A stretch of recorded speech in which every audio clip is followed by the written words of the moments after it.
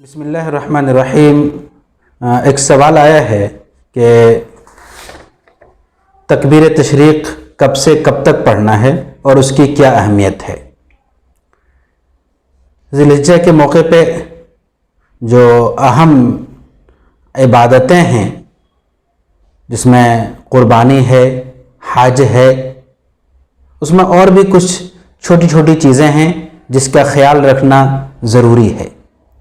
ایک خاص چیز جو اس موقع پر ہوتی ہے وہ ذی الحجہ کی 9 تاریخ کی فجر سے اور 13 ذی الحجہ کی عصر تک ہر فرض نماز کے بعد تکبیر کہی جاتی ہے، جسے تکبیر تشریق کہتے ہیں۔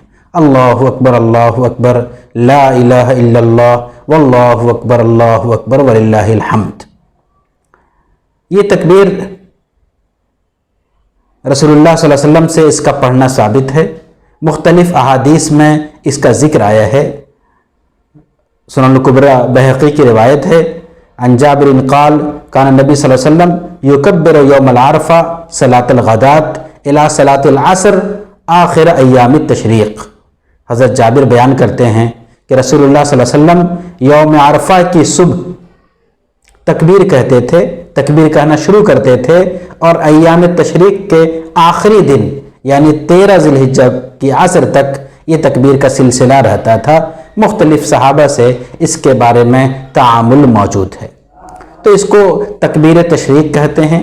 یہ کن لوگوں پر ہے اور کب ہے؟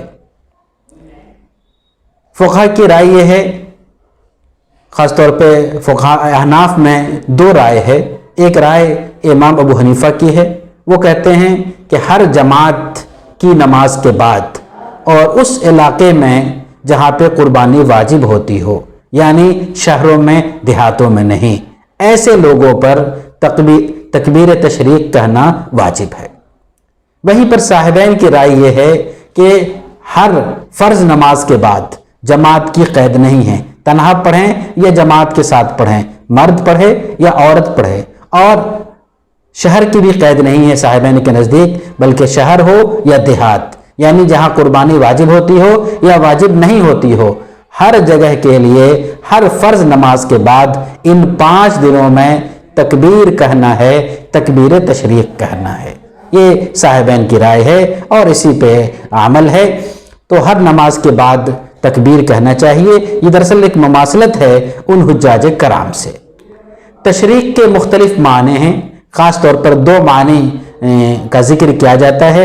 ایک تشریق کے معنی ہے گوشت سکھانے کے، تو اس زمانے میں یعنی رسول اللہ صلی اللہ علیہ وسلم کے زمانے میں ایام النحر یعنی قربانی کے دن اور اس کے 2 دن اور یہ گوشت سکھانے کا عمل ہوتا تھا، اس لیے اس کو تشریق کہتے ہیں۔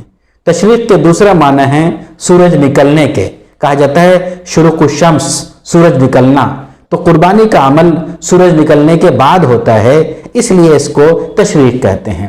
بہرحال ایک خاص تکبیر جو حج کے موقع پر یعنی قربانی کے موقع پر پڑھی جاتی ہے، اس کو تکبیر تشریق کہتے ہیں۔ یہ 9 ذی الحجہ کی فجر سے شروع کرنا ہے اور 13 ذی الحجہ کے عصر تک اس کو پڑھنا ہے، ہر فرض نماز کے بعد پڑھنا ہے، اور نماز تنہا پڑھیں یا جماعت کے ساتھ پڑھیں، دونوں صورتوں میں پڑھنا ہے۔ ایک بات یہاں پہ اور ہے کہ ایک بار پڑھنا ہے یا ایک سے زائد بار پڑھنا ہے۔ چونکہ احادیث میں ایک بار ہی پڑھنے کا ذکر ہے، اس لیے فقہا کی رائے ہے کہ ایک بار پڑھنا چاہیے، ایک سے زائد بار نہیں پڑھنا چاہیے۔ بہرحال ان 5 دنوں کے لیے ایک خصوصی حکم ہے کہ ہر نماز کے بعد تکبیر تشریق پڑھنا ہے۔